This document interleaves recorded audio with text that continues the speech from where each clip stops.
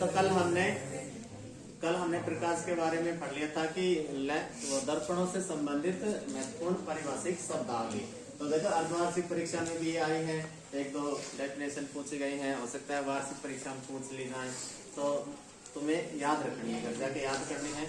इसमें एक छूट गया द्वारक, ठीक है। तो द्वारक क्या होता है वो हमें देखना है।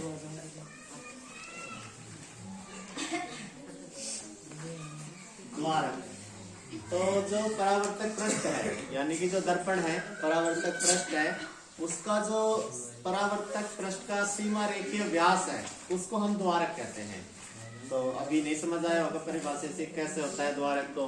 तो इधर देखो, जैसे ये अवतल दर्पण है,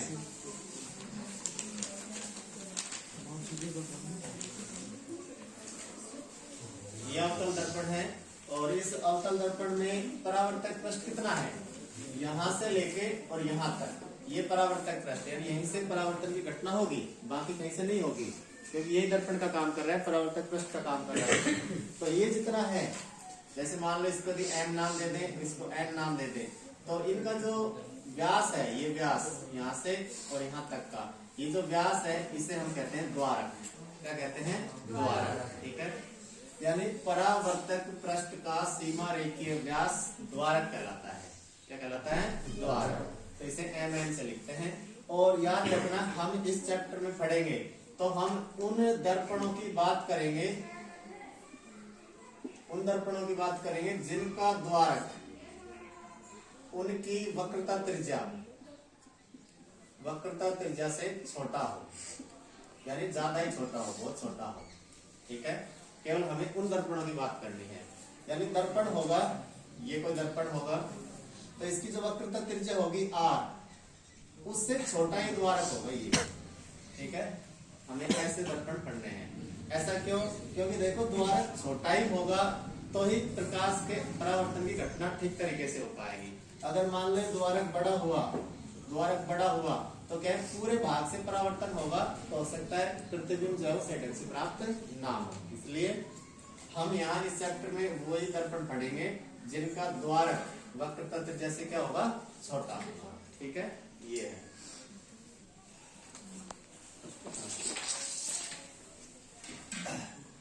तो ये हो गया तुम्हारा द्वारक, यानी कि परावर्तक पृष्ठ का सीमा रेखीय व्यास जो होता है वो कहलाता है द्वारक।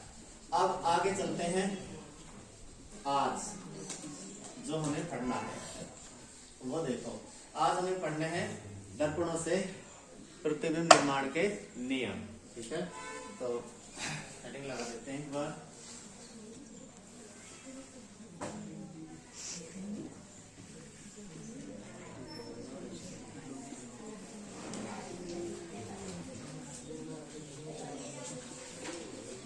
तुम्हारी कॉपी में ना एक मैंने 7-8 लाइन छुड़वा रखी होंगी, याद है ना वो?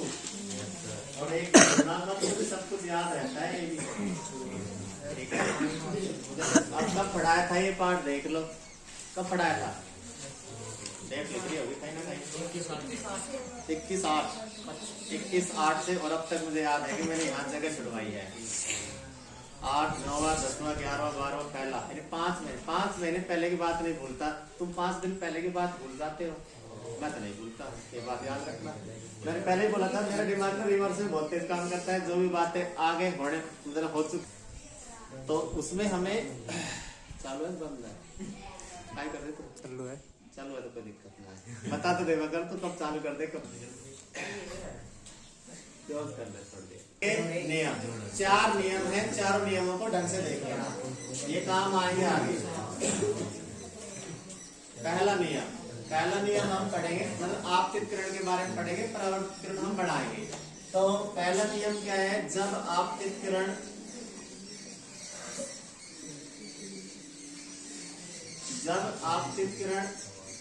मुख्य अक्ष के समांतर आपतित हो, मुख्य अक्ष के समांतर आपतित हो, तो इसका नियम हमें पढ़ना है दोनों दर्पणों में, चाहे वो अवतल हो चाहे वो उत्तल हो। तो ये क्या है? कांच है, वक्राकार कांच है। इसके पीछे यदि हम लेप कर दें तो अभी क्या बन गया? दर्पण। और कौन सा दर्पण बन गया? ये कौन सा दर्पण है? अवतल।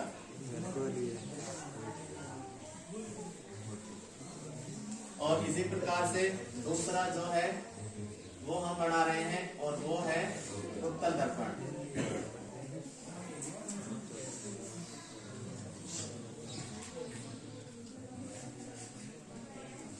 उत्तल दर्पण, ठीक है। अब इसमें वो सारी बातें लिखनी है जो हमने पढ़ी है अभी। बात तय करें तो फिर दोबारा उठपटांग बोल तो अवतल दर्पण और उत्तल दर्पण। परावर्तक पृष्ठ के मध्य का बिंदु क्या कहलाता है? ध्रुव। इसे हम क्या कहते हैं? दर्पण का ध्रुव P। और इसका भी मध्य का बिंदु दर्पण का ध्रुव P, ठीक है। अब इसे हम एक गोले का कटा हुआ भाग मान सकते हैं। तो गोले का जो केंद्र होगा वही इस परावर्तक पृष्ठ का क्या होगा? केंद्र। और उसे हम कहेंगे वक्रता केंद्र, और उसे हम लिखते हैं C से। तो इसका वक्रता केंद्र दर्पण के सामने, और इसका वक्रता केंद्र कहाँ हो जाएगा? दर्पण के बीच से। तो यहाँ इसका क्या हो जाएगा? वक्रता केंद्र C, ठीक है। इसके अलावा वक्रता केंद्र C और दर्पण के ध्रुव P के बीच की दूरी क्या कहलाती है? वक्रता त्रिज्या। यहाँ पे इसके बीच की दूरी क्या कहलाएगी? वक्रता त्रिज्या। इन दोनों बिंदुओं से गुजरने वाली काल्पनिक रेखा या काल्पनिक अक्ष क्या कहलाती है? मुख्य अक्ष। तो ये एक काल्पनिक रेखा जो गुजर रही है उसे हम क्या कहते हैं? मुख्य अक्ष, ठीक है। अब देखिए आगे, आपतित प्रकाश की किरण समांतर आपतित हो रही है किसके? मुख्य अक्ष के। यानी मुख्य अक्ष के समांतर आपतित हो रही है, तो परावर्तन के बाद कहां से गुजरेगी वो हमें ज्ञात करनी है। तो कल हमने पढ़ा है कि वक्रता केंद्र C व दर्पण ध्रुव P के बीच में एक बिंदु होता है जो बनता है, उसे हम क्या कहते हैं? फोकस बिंदु F। यहाँ पर भी एक बिंदु होता है, उसे हम बोलते हैं फोकस बिंदु F। ये कल पढ़ा है ना, अवतल दर्पण का मुख्य फोकस और उत्तल दर्पण का मुख्य फोकस, ये कल हमने पढ़ा है। इसके अलावा दर्पण के ध्रुव P व फोकस बिंदु के बीच की दूरी कहलाती है फोकस दूरी। यहाँ पर भी दर्पण के ध्रुव P और फोकस बिंदु F के बीच की दूरी फोकस दूरी, जिसे स्मॉल f से लिखते हैं। और इनमें एक संबंध होता है वक्रता त्रिज्या r फोकस दूरी की दुगुनी होती है। यहाँ पर भी एक संबंध वक्रता त्रिज्या r फोकस दूरी की दुगुनी होती है। यहाँ तक कल पढ़ लिया हमने। अब देखो, अब आपतित किरण आ रही है मुख्य अक्ष के समांतर। तो ये है आपतित किरण, ठीक है, मुख्य अक्ष के समांतर आ रही है। आने वाली में ऐसा चिन्ह लगाएंगे, और अब ये दर्पण से टकरा गई, टकराने के बाद परावर्तित होगी, और परावर्तित होने के बाद कहां से गुजरेगी? ये मुख्य फोकस से।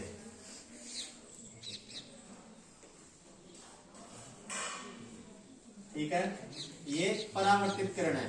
जाने वाले के लिए ऐसा चिन्ह लगाएंगे, ठीक है। ये जा रही है दर्पण से टकराने के बाद। तो ये है पहला नियम। क्या नियम है? कि जब कोई प्रकाश किरण मुख्य अक्ष के समांतर दर्पण पर आपतित होती है तो अवतल दर्पण से परावर्तन के बाद मुख्य फोकस से गुजरती है, वास्तव में गुजरती है। और इसमें यदि हम बात करें तो इसमें भी समांतर प्रकाश किरण आपतित होगी मुख्य अक्ष के। तो ये मान लो कोई प्रकाश किरण है, आपतित हो रही है। आपतित होने के बाद वही नियम है, कहां से गुजरेगी? मुख्य फोकस बिंदु से। तो अब इधर तो आएगी नहीं, तो ये टकरा के और इधर चली जाएगी। हकीकत में तो ये है इस दर्पण के लिए, उत्तल दर्पण के लिए हकीकत में तो ऐसा हो रहा है। लेकिन जब हम इसको पीछे की ओर बढ़ाते हैं तो ये हमें फोकस बिंदु से गुजरती हुई प्रतीत होती है, ठीक है। तो इसमें तो होगा ये और इसमें होगा ये, यानी कि इसमें फोकस बिंदु जो होता है वो होता है काल्पनिक, और इसमें फोकस बिंदु जो होता है वास्तविक। ये अंतर है। तो ये हो गया तुम्हारा पहला नियम। दोबारा सुन लीजिए, जब कोई प्रकाश किरण मुख्य अक्ष के समांतर आपतित होती है तो अवतल दर्पण में तो वह फोकस बिंदु से गुजरती है, जबकि उत्तल दर्पण में फोकस बिंदु से गुजरती हुई प्रतीत होती है, ठीक है। तो ये पहला नियम है। दूसरा नियम, जब प्रकाश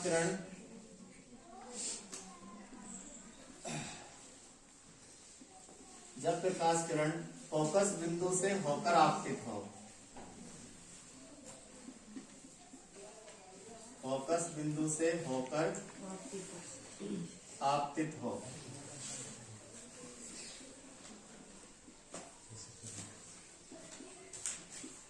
ठीक है, तो ये देखो वही दोनों दर्पण बनाते हैं।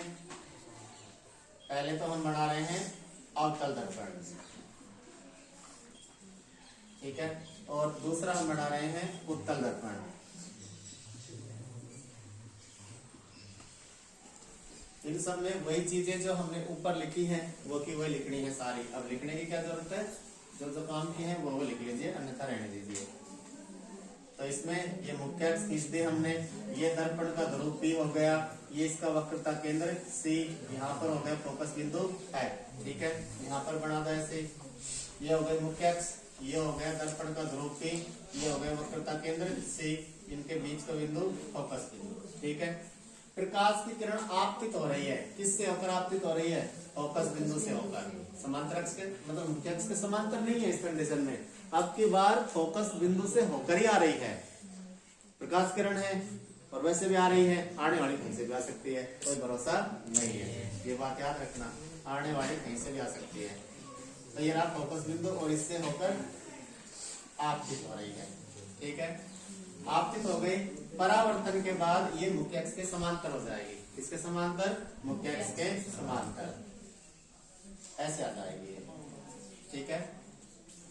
तो अवतल दर्पण में यदि कोई प्रकाश किरण मुख्य फोकस बिंदु से होकर आपतित होती है तो परावर्तन के बाद वह मुख्य अक्ष के क्या हो जाती है, समांतर, ठीक है।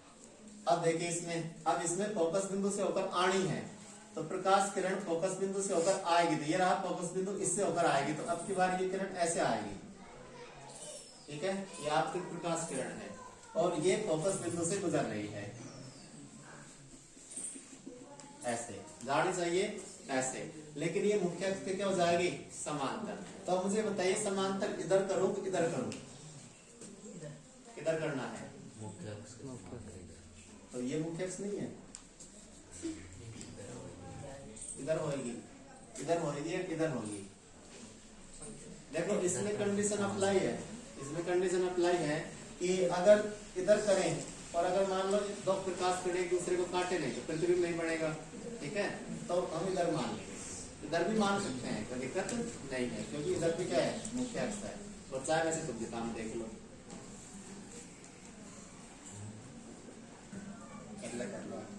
तो अगर ये काटे नहीं तो हम इधर भी गुजार सकते हैं, हालांकि तुम्हारे किताब में नहीं है, लेकिन फिर भी ऐसी कंडीशन हो सकती है ना। तो ये हो गया जब प्रकाश किरण फोकस बिंदु से होकर आपतित हो। तो अवतल दर्पण में तो जब कोई प्रकाश किरण फोकस बिंदु से होकर आपतित होती है तो परावर्तन के बाद मुख्य अक्ष के समांतर हो जाती है, और उत्तल दर्पण में भी यदि कोई प्रकाश किरण फोकस बिंदु से होकर आ रही है तो परावर्तन के बाद में मुख्य अक्ष के क्या हो जाती है, समांतर, ठीक है। ये दूसरा नियम है। अब हम पढ़ते हैं तीसरा नियम। तो तीसरा नियम क्या बोल रहा है, जब प्रकाश किरण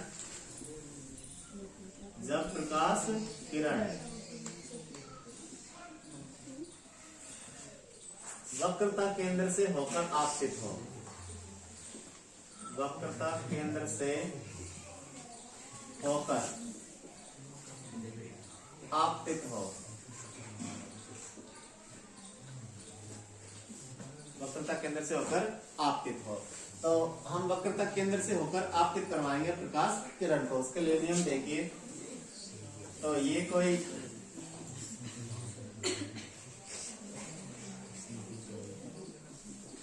अवतल दर्पण है और ये कोई उत्तल दर्पण है, ठीक है, दो दर्पण है। अब देखिए इसमें तो वही हम सब चीज बनाते हैं, ये इसका वक्रता केंद्र से, ये फोकस बिंदु F, ये दर्पण का ध्रुव P, यहाँ पर दर्पण का ध्रुव P, फोकस बिंदु F और वक्रता केंद्र C, ये चीजें तो पता होनी चाहिए। अब इनको लिखने में या इनको भूलने में समस्या नहीं होनी चाहिए, ये तो अब याद हो जाने चाहिए क्योंकि बहुत बार पढ़ेंगे। लेकिन समस्या तुम्हें जब आएगी जब कार्तीय से परिपाटी पढ़ेंगे या फिर इस पाठ को छोड़ के जब हम दूसरे पाठ में चले जाएंगे तो ये पता नहीं लगेगा लेंस में क्या होता है और दर्पण में क्या होता है, फिर कंफ्यूजन हो जाएगा। तो इनको अच्छी तरह समझते हुए चलो। तो अब की बार प्रकाश किरण आ रही है वक्रता केंद्र C से होकर, तो ये रहा वक्रता केंद्र C और ये आ गई प्रकाश किरण, ठीक है। अब ये टकराने के बाद यानी परावर्तन के बाद किधर से जाएगी, ये किधर से भी नहीं जाती है, ये कहती है मैं तो जिस रास्ते से आई हूँ उसी रास्ते से वापस जाने बाण बेटी है ना, जैसे आती है वैसे ही जाती है। तो ये जैसे आएगी परावर्तन के बाद इसी पथ पर इसी रेखा पर वापस चली जाएगी। तो ये होता है वक्रता केंद्र से आने वाली आपतित प्रकाश किरण परावर्तन के बाद जिस पथ पर या जिस रास्ते पर आती है उसी पथ के अनुदिश वापस परावर्तित होकर चली जाती है। तीसरा नियम इसमें ये रहा वक्रता केंद्र से, इस पर कोई प्रकाश किरण आएगी तो ऐसे आएगी, ठीक है, ऐसे। तो ये जैसे आ रही है वैसे ही कहाँ चली जाएगी, वापस चली जाएगी। तो इधर आई वक्रता केंद्र से और इधर ही वापस चली गई, ठीक है। ये हो गया तुम्हारा तीसरा नियम। अब चौथा नियम हम पढ़ते हैं। जब प्रकाश किरण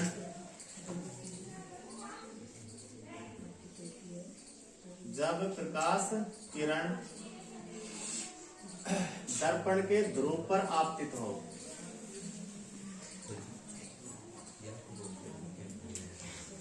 दर्पण के ध्रुव पर आपतित हो, दर्पण के ध्रुव पर आपतित हो। तो ये कोई दर्पण है, अरे तुम बोलो मत, पिछले जन्म में खत्म भी थोड़ी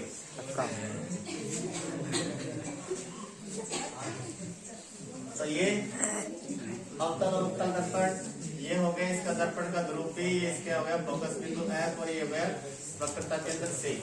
इसका ध्रुव भी फोकस बिंदु F और वक्रता केंद्र C, ठीक है। इतना तो हमें लिखना ही है। किससे होकर आपतित, मतलब किस पे आ रही है सीधी, दर्पण के ध्रुव P पर। तो यहाँ पे आ रही है, ये कोई आपतित प्रकाश किरण है जो सीधी कहा है दर्पण के ध्रुव P पर। ये टकराने के बाद ऐसे जाएगी, परावर्तन होने के बाद ऐसे जाएगी। क्यों? क्योंकि परावर्तन का दूसरा नियम काम करता है।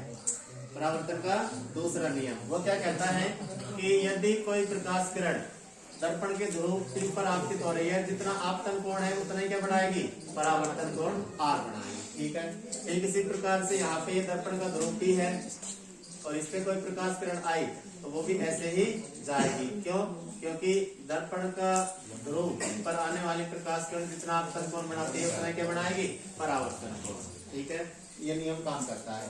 तो दर्पण के ध्रुव P पर आने वाली प्रकाश किरण जितने आपतन कोण से आती है उतने ही परावर्तन कोण से वापस परावर्तित हो जाती है। तो 4 नियम है, 4 नियमों को ढंग से देख लो, ये 4 नियम ही काम आएंगे। अगर कोई किरण चित्र बनाना हो, कोई वस्तु रखी है उसका प्रतिबिंब बनाना हो तो ये 4 नियम ही काम आएंगे। दोबारा देख लीजिए, यदि कोई प्रकाश किरण मुख्य अक्ष के समांतर आपतित हो तो दर्पण से परावर्तन के बाद वह मुख्य फोकस बिंदु से गुजरती हुई या गुजरती हुई प्रतीत होती है। अवतल दर्पण में तो वास्तव में गुजरती है और उत्तल दर्पण में गुजरती हुई प्रतीत होती है। दूसरा नियम, जब प्रकाश किरण फोकस बिंदु से होकर आपतित हो, तो यदि कोई प्रकाश किरण फोकस बिंदु से होकर आपतित हो रही है तो उत्तल और अवतल दोनों दर्पणों में मुख्य अक्ष के समांतर हो जाती है। तो इसमें देख लीजिए, ये आपतित प्रकाश किरण है, दर्पण से परावर्तन के बाद मुख्य अक्ष के समांतर हो गई। यहाँ पर ये आपतित प्रकाश किरण है जो फोकस बिंदु से होकर आ रही है, परावर्तन के बाद, अरे मत बोले,